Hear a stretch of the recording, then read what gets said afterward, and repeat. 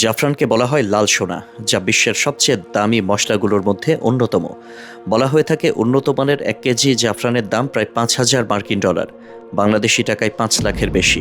তবে দামি এই মশলাটি সম্পর্কে আরও একটি তথ্য আছে যা অনেকেরই অজানা, আর সেটি হলো ইসলামের আলোতেও রয়েছে জাফরানের মর্যাদা। প্রিয়নবী হজরত মুহাম্মদ সাল্লাল্লাহু আলাইহি ওয়াসাল্লামের হাদিসে জাফরানের উল্লেখ পাওয়া যায়। সুনানে আবু দাউদে বর্ণিত এক হাদিসে সাহাবী হজরত বুরাইদা রাদিয়াল্লাহু তাআলা আনহু বলেন, জাহলিয়াত যুগে আকিকা অনুষ্ঠানে শিশুর মাথায় পশুর রক্ত মাখানো হতো।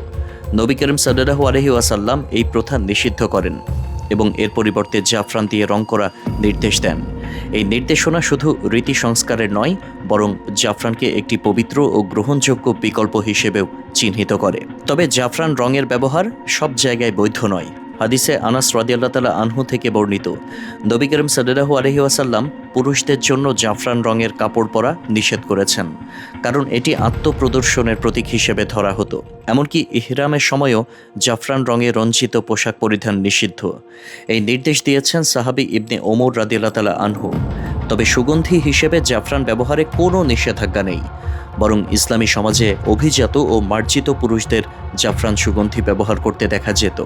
অনেকের মনে প্রশ্ন জাগে, এই মশলার দাম কেন এত বেশি? এই প্রশ্নের উত্তর লুকিয়ে আছে এর উৎপাদন প্রক্রিয়ায়। 1 কেজি জাফরান পেতে দরকার পড়ে অন্তত 1,70,000 ফুল। প্রতিটি ফুলের মধ্যে থেকে হাতে তুলে নিতে হয় ক্ষীণ একটি রেসা, যেগুলো শুকিয়ে তৈরি হয় সেই সুগন্ধি জাফরান।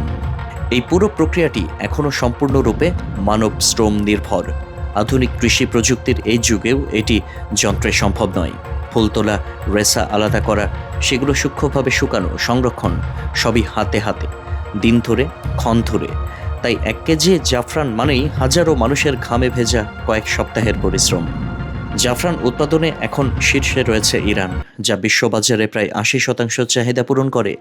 শুধু 2019 সালেই দেশটি উৎপাদন করেছে 250 টন জাফরান, যার বাজার মূল্য ছিল $2 বিলিয়ন, প্রায় 22,000 কোটি টাকা।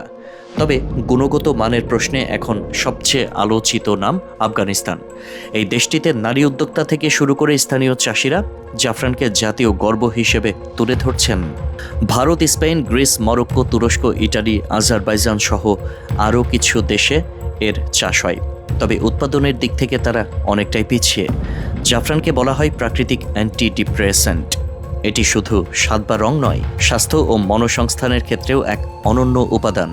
এর গুণাগুণের মধ্যে রয়েছে মস্তিষ্কের কার্যক্ষমতা বৃদ্ধি, স্মৃতিশক্তি উন্নয়ন, বিষণ্ণতা কমানো, হৃদরোগের ঝুঁকি হ্রাস, ক্যান্সার প্রতিরোধে সহায়তা, ত্বক উজ্জ্বলকরণ, হজম প্রক্রিয়া উন্নয়ন, গর্ভবতী নারীর সুস্থতায় গুরুত্বপূর্ণ ভূমিকা। দক্ষিণ এশিয়ার আয়ুর্বেদ এবং ইউনানি চিকিৎসা শাস্ত্রে শতাব্দীর পর শতাব্দী ধরে জাফরান ব্যবহৃত হচ্ছে একটি ঔষধি গুণসম্পন্ন ভেষজ উপাদান হিসেবে।